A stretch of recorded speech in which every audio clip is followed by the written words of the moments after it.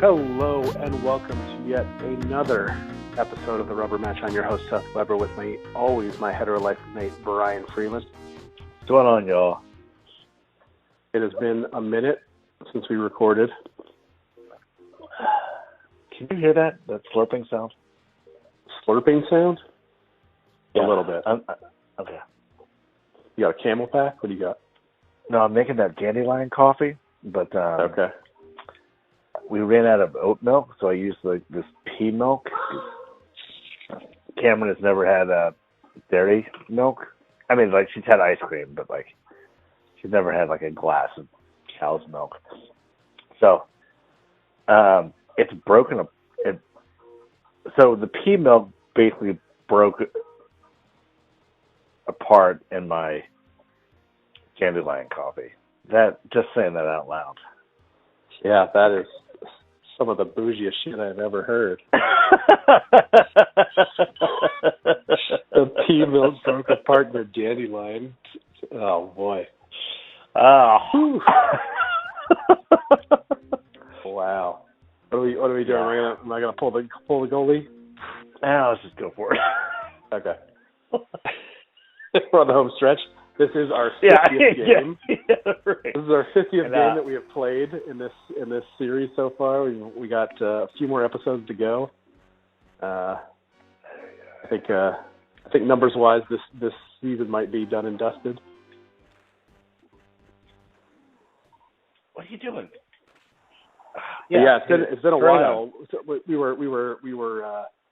We were late with the last episode, and that was partially my fault and partially the state of Texas's terrible power grid. Well, not really. The power grid wasn't really to blame this time around. It was the fact that we had a lot of ice that weighed down a lot of tree limbs on power lines. That was the main problem. And so there was a ton of outages. There were over 100,000 people without power. We were out without power for 2 days. Luckily, it wasn't crazy cold. It was just kind of just below freezing. It wasn't in the teens or below. But we had enough firewood to sort of make it through. It was just kind of a pain, And kids weren't used to that. We had to throw everything away in the refrigerator and the freezer, so it was a real pain in the ass. And then we got the power back Saturday. We were ready to record. I was ready to record come Sunday, and then my daughter hops on her scooter and promptly breaks her elbow about 30 minutes before we were ready to record. Yeah. And that was fun. So she's in a cast, and yeah. And then last week you had to work a double. Yep. So. Yep. That's I gotta say, I'm happier as a servant than I was as a teacher. That's saying something. The money is shit. So if you were listening, 20% is the new 18%, which was the new 15%. So, if you can't afford to go out and tip, you can't afford to go out and eat. God damn it. Is that karma? I don't care. Tip your waiters and waitresses, your servers. Yeah. So, yeah. You're anti-Reservoir Dogs now? I forget that whole speech. What was the speech? It was about it's messed up that they tax your tips, but what he's not going to do is play ball. The system's messed up, but he's not going to play ball with the system. I mean, eventually he says I paid for your meal, so shut the fuck up and tip the server. Right. But, oh, God damn it. Yeah, I actually want to. I've been thinking about this. It's not universal. It's just something that we do in the United States, from my understanding. Yep. So everyone else, the restaurant, sort of eats that cost and pays their servers an actual living wage. Right. So I actually want to find out, learn some more about the history of tipping, and try to find out how that came to be. It is. I do all right, but then we've talked about this before. To your point, that we don't tip on the service; we tip on the cost of the food. Exactly. So it's messed up. Yeah, because you could have a shitty waiter at a fine dining restaurant who's going to get more than someone who's busting their ass at a tavern like I am. Yep. So, yeah, the whole thing is, God, your offense is relentless. So yeah, since we've had so long, I finally bit the bullet because I've been putting off catching up with the MCU for a while. Okay. Yep. And I'd been stuck on Spider-Man Far From Home because it was like I had to like jump through hoops to get it. Because it's not on Disney Plus. Okay. So like I'd have to actually rent it and like put out money to actually see it. And so I finally did that. Wait, just so I be here, paying money is jumping through hoops? Yes. Yes, it is. At this point, yes, it is. I have so many streaming services. It's absolutely jumping through hoops for me to pay additional money to see media that is of the same license that I'm already paying for. I don't know what's bougier. My pea milk and Dandelion coffee. The fact that you're bitching about having to fork up $4 to watch a movie. I am. I mean, so much so that the second one, No Way Home, I found on a free Stars trial, and so I signed up for that and then canceled it immediately. I mean, I'm not going to say that I haven't done that because I absolutely have. But I also like it. If I can't find something, I'll rent on Amazon. So I got through that and then went through. All right. So it's been a couple of years. What was your impression of Far From Home? I liked it a lot. It was like at first I had to sort of get back into the frame of mind of that. I've been like out of those movies for so long, and they kind of work at their own speed, and they just function very similarly. Yeah, for sure. And I had to get back into that pattern because I'd been watching. I guess what was the last thing I'd watched of that? Probably WandaVision, or maybe some Moon Knight. I never finished Moon Knight. Yeah, Moon Knight was not great. Or Miss Marvel. So like the TV stuff. Or I finished She-Hulk was the last thing I watched actually. But once I got back into it, at first I was kind of like, I don't know if I'm feeling this right now. But once I got back into it, I was like, no, it's pretty good. And like Jake Gyllenhaal is so good in that movie. Oh yeah, he is. Like he's so good. He's having so much fun, and it's a really good take on Mysterio. It is. I really liked it. What made it extra fun for me is that I saw it on I was in London at the time, and I saw it at like the time where I had it was like an afternoon where I didn't have like an evening flight. I was like, I'm just gonna go see a movie. Yeah.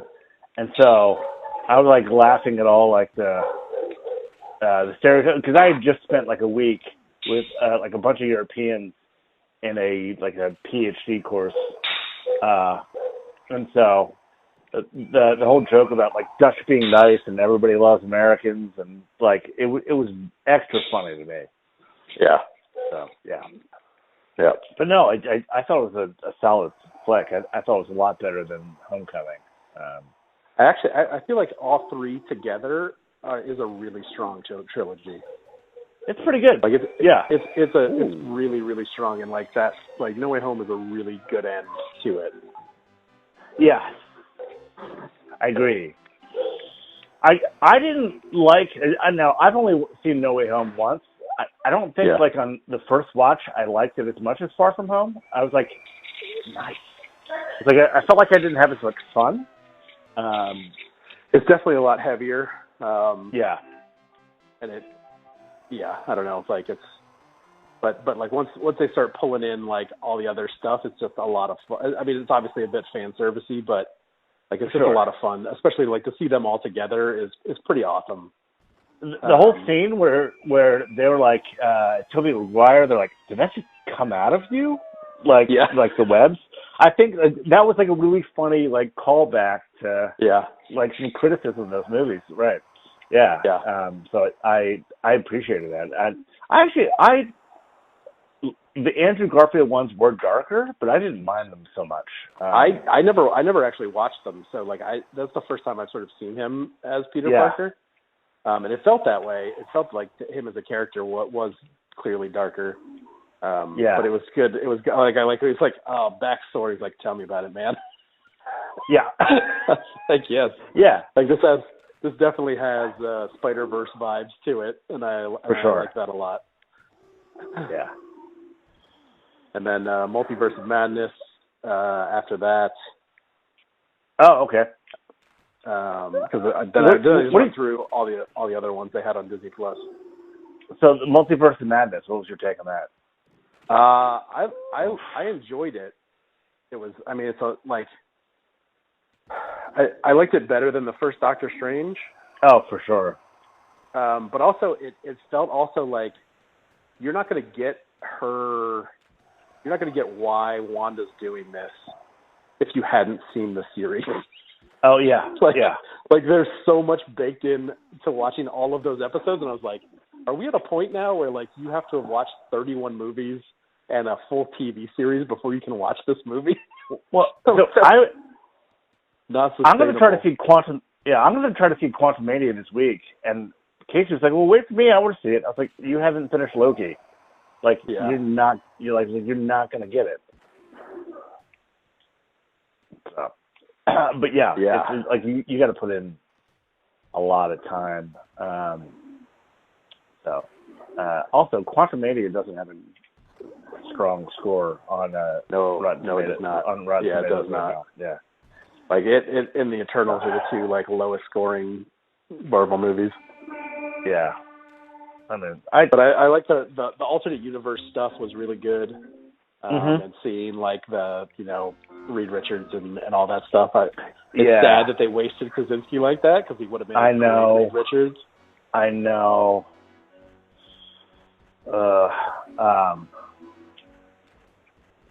Yeah, I was.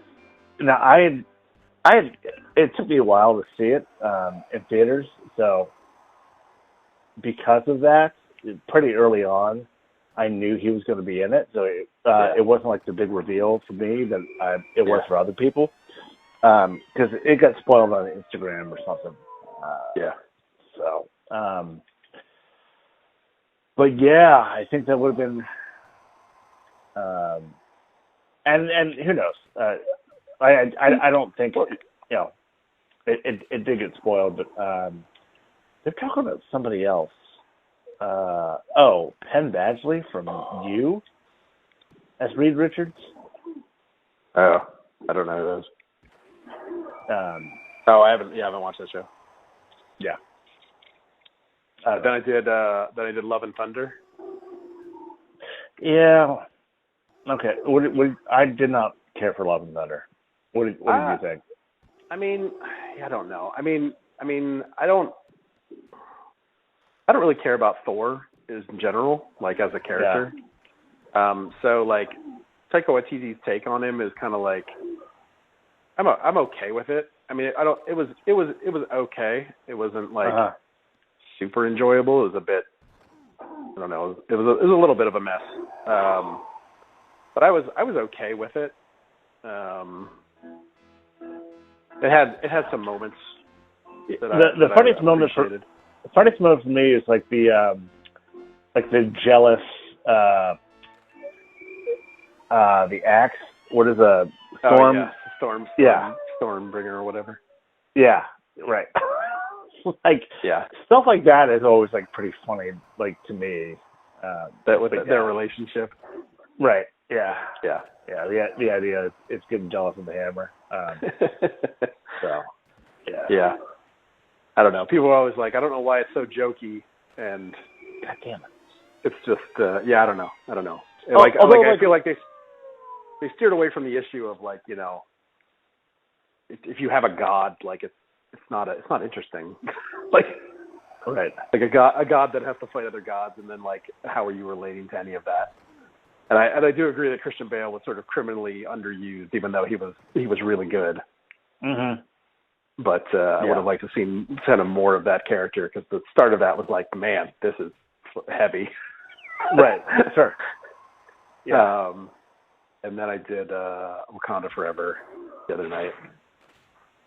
Yeah, I didn't care for that one. God, man, it was coming neck and neck for a while. I know. Yikes.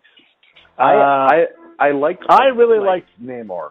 Yeah, Namor was super strong. Yeah. Super strong. And the way they did that all and the backstory of it was all really well done.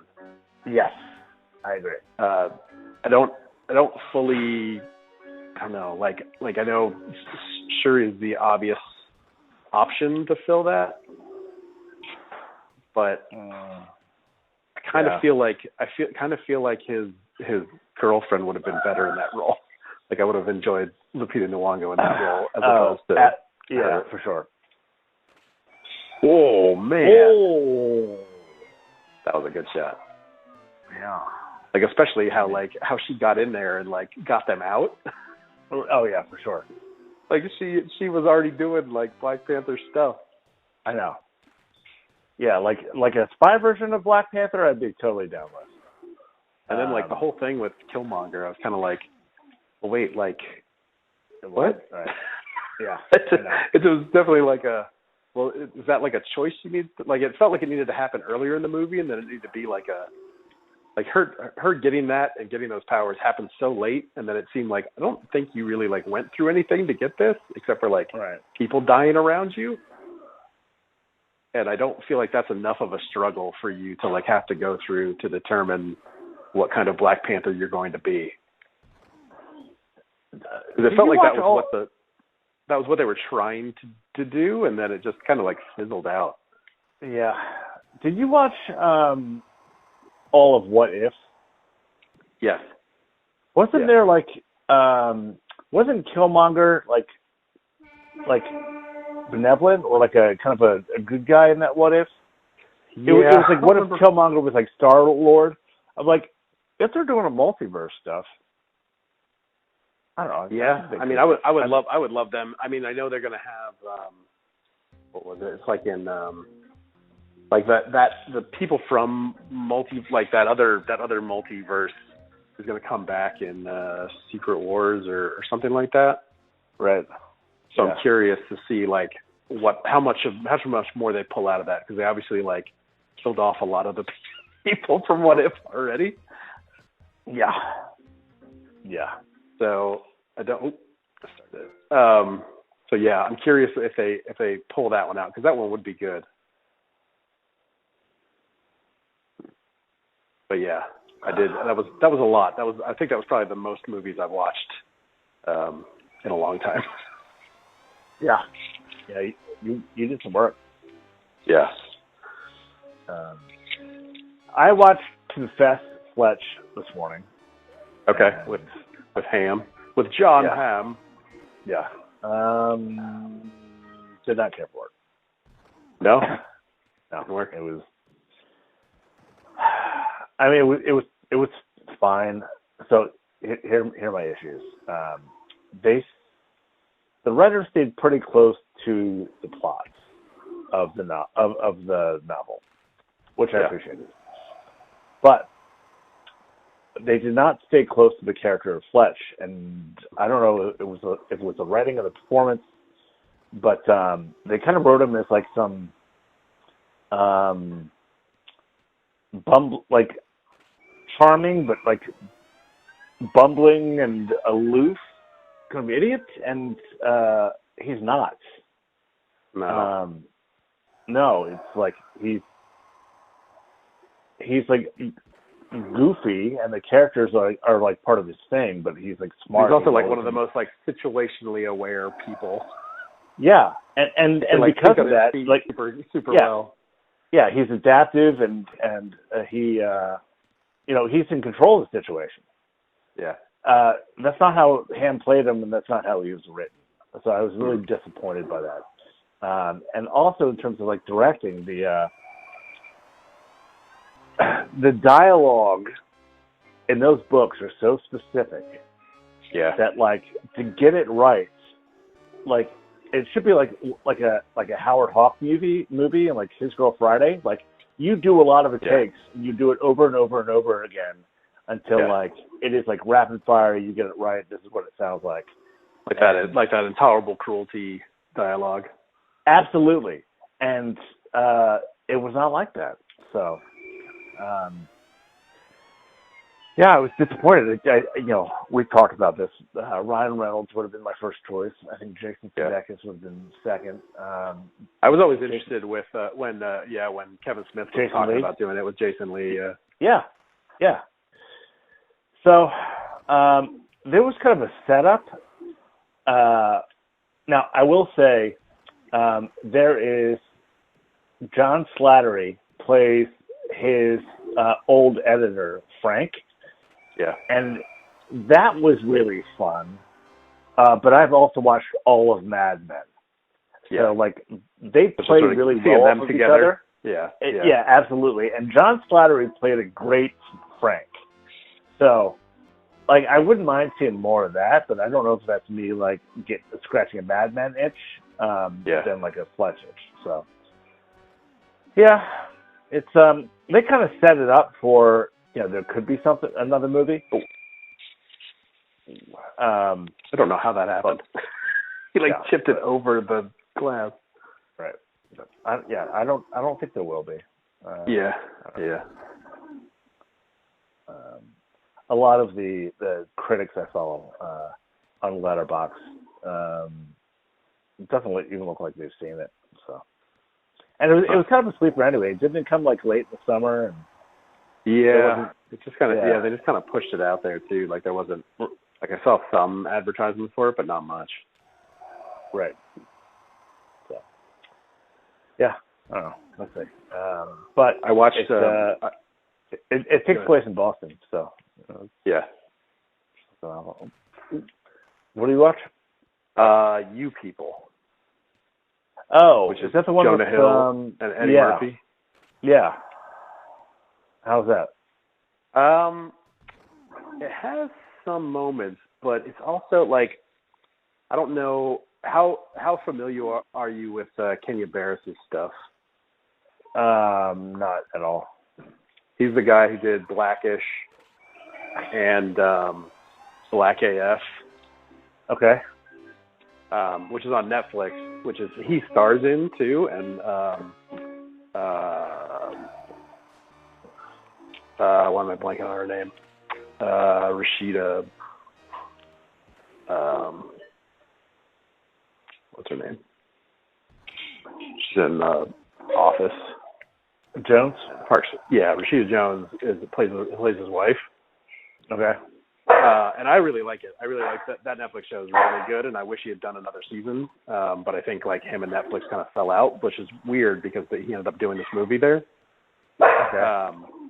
But he is very much obsessed with race and how, the movie's all about a Jewish family and a black family and their kids kind of falling in love, and then the family's really not letting them make it work. Or allowing them to have it work. And it's, at some points it's really heavy-handed, and it feels like you're just kind of letting Jonah Hill and Eddie Murphy improv a little bit, and it's a bit too much.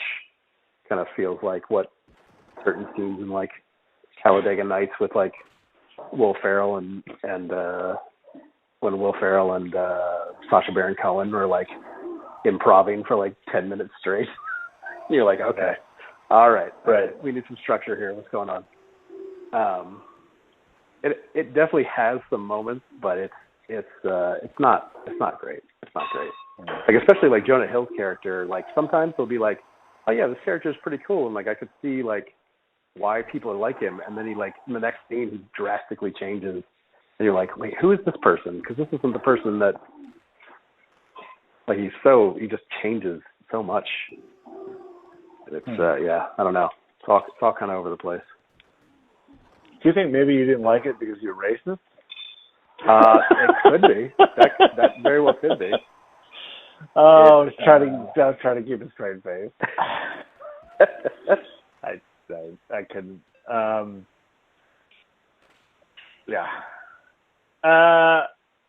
It's so. That was my frustration, and completely different, but with the movie Strange World. It was too heavy-handed in terms of we need to protect the environment. Yeah. Yeah, it's like I trust your viewers more. Yeah. I think. Yeah. Um, yeah. What movie? Oh, I know it's up for like a lot of Academy Awards. Have you watched Tar yet? I haven't. I saw it was on Peacock though, so I like put it on my list. Yeah. I was going to check it out. So that is a movie that like free on Peacock now. Yeah, that is a movie that trusts its viewers. Like it oh, there it is. Yeah, it puts a lot of faith and puts a lot of like, oh, you have to do the work here on the person watching it, which like it's a little jarring at first. Oh no, we got it, but I respect it. So yeah. Yeah. Don't. Oh, where are you going? Get back in there. Yeah, have a little faith. Ooh. Oh no! He put that leg out there. He did. Always raising that leg up. Ridiculous. Yeah. I saw Ted Lasso's coming back next month. Oh, is it next month? Yeah, so, I feel like there's a lot of stuff coming out in March. I can't think of what else I saw, but there was something else that was like had a March date on it. I haven't finished season 2 yet. I gotta get on it. I was waiting for my wife to finish it. She was like, "Oh, I finished that last year." I was like, "I thought we were waiting to like watch it together." She was like, "Yeah, but we couldn't find a time." So I was like, "When were you gonna tell me? I've been waiting for you." So, and now she tells me, she goes away for a week, don't watch The Last of Us without me. And I had promised I wouldn't. I'm not going to, but come on, like, it's worked both ways. We tried watching Wednesday. Oh, yeah? Yeah. A lot of people loved it. Like, really did, and that first episode, man, I could not get into it at all. Like, I feel like Catherine Zeta-Jones does a pretty good job as Morticia. Like, they're at the very beginning, and I don't know, like Louis Gomez is weird, man. It's real. Yeah. Like, it just doesn't work for me, and I'm like, that's not Gomez. Like, even when Gomez was like in the TV show where he was kind of like, I don't remember that character's name, but like John Aston or something like that. Yeah. He was a little goofy, but he still had that little bit of like he's a suave dude. Like Gomez has always been a suave dude, and Louis Guzman is not that. Not. I like Fred Armisen as I haven't watched it. I've only seen clips, but Fred Armisen plays the bald dude, Uncle Fester? He didn't show up. It's not in the first episode, but there's like a season on that I saw him. And I thought that was him, but I wasn't sure. Yeah, But I think it was the fact that like in the movies, she's a B story, right? Yeah, and like the people carrying the A story, you have Angelica Houston, Raul Julia, and Christopher Lloyd. And then like the B story is fun, like especially in the second one. That's a great part of the second one with like the summer camp and like the summer camp, pilgrim, yeah, right. The pilgrim stuff and like all that stuff is like really good. But like it's like a little bit like to deal with that character full time is exhausting because like she's so opposite and like she's even at a school for like where there are vampires and werewolves and stuff. And she's still doing that. And it's like, all right, you're kind of terrible. It's like when Arrested Development came back, we don't need a whole episode about maybe. Yeah, exactly. Like if she's good at this, she's good as a side character, not as a main character. Right. It doesn't. Yeah, didn't fly. Didn't fly for us. Oh. Uh-oh. Oh.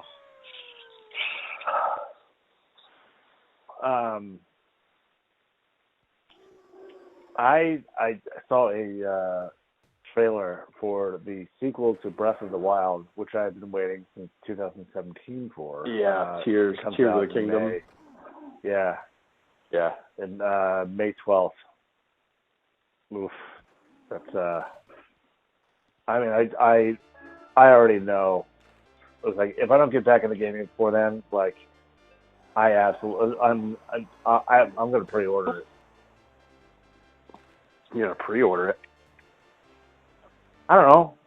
How do people buy things anymore? I don't know. It depends on how much space you have on your Switch. Because I'd just probably just I have a download it. Yeah, maybe that's what I'll do. I bought a SD card, like 250 gigs. Yeah.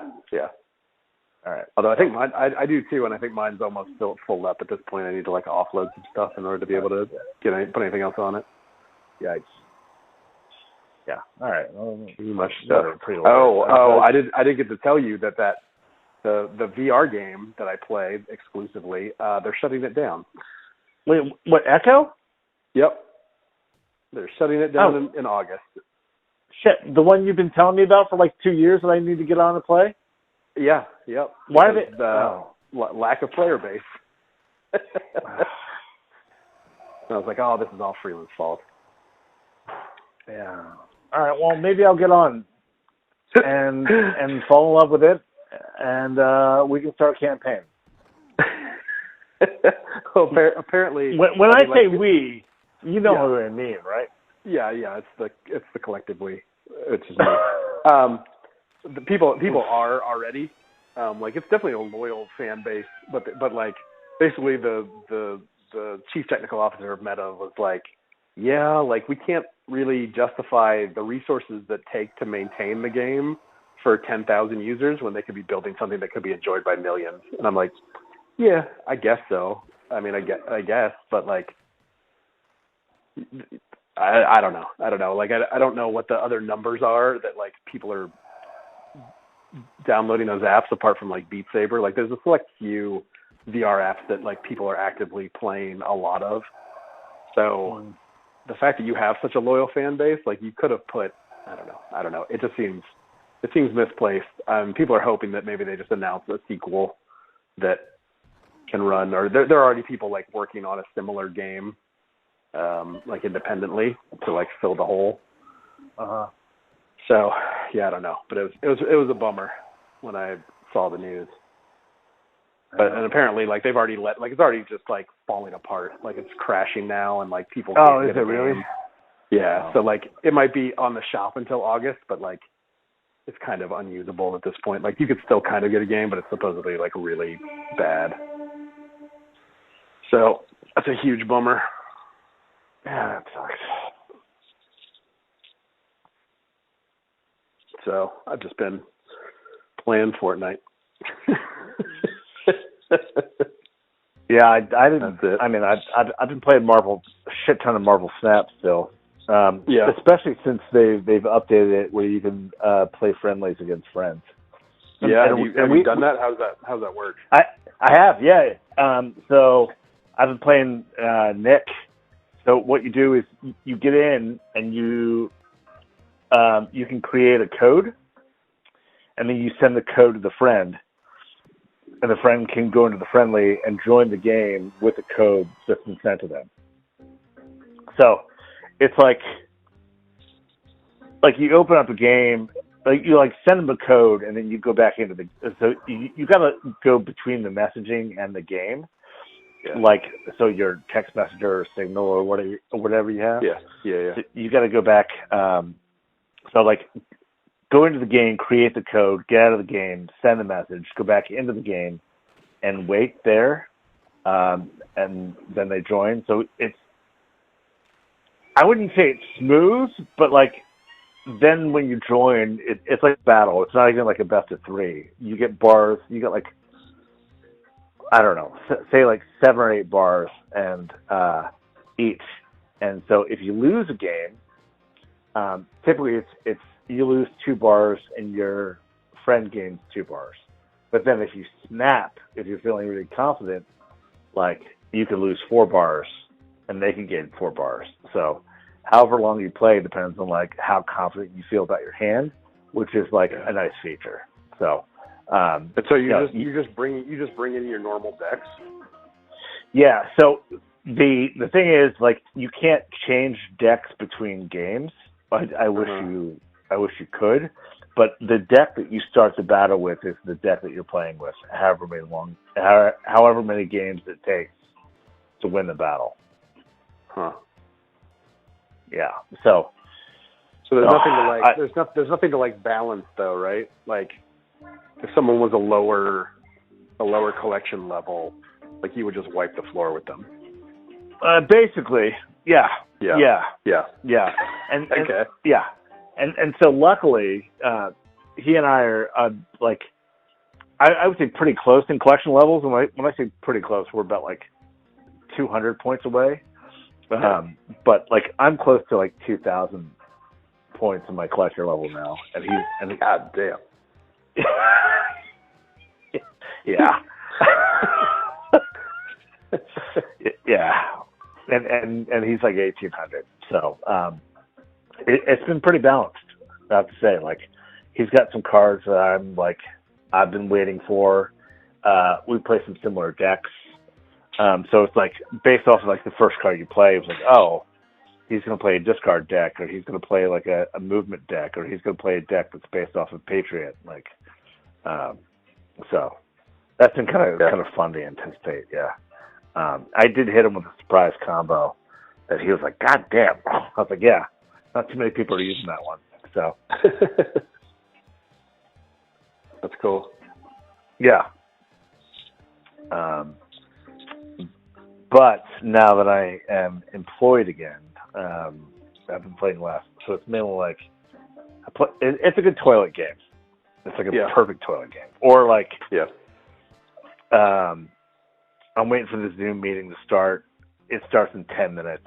Games take about 3 or 4 minutes. I'll play a game now. Yep. So, Yep. Good filler. Cool. All right. All right. We got it. Let's talk next week because we didn't even talk about the NES games. Yes. Yeah, we will get into NES.party next week. And maybe we need to come to a decision on what that next game is, because the poll is still at 2. two votes for 2 different games. So it's split 50-50. But we have, there could be any number of Nintendo games as well. But we will get into that next time on the Rubber Match. Bye, y'all. Bye, y'all.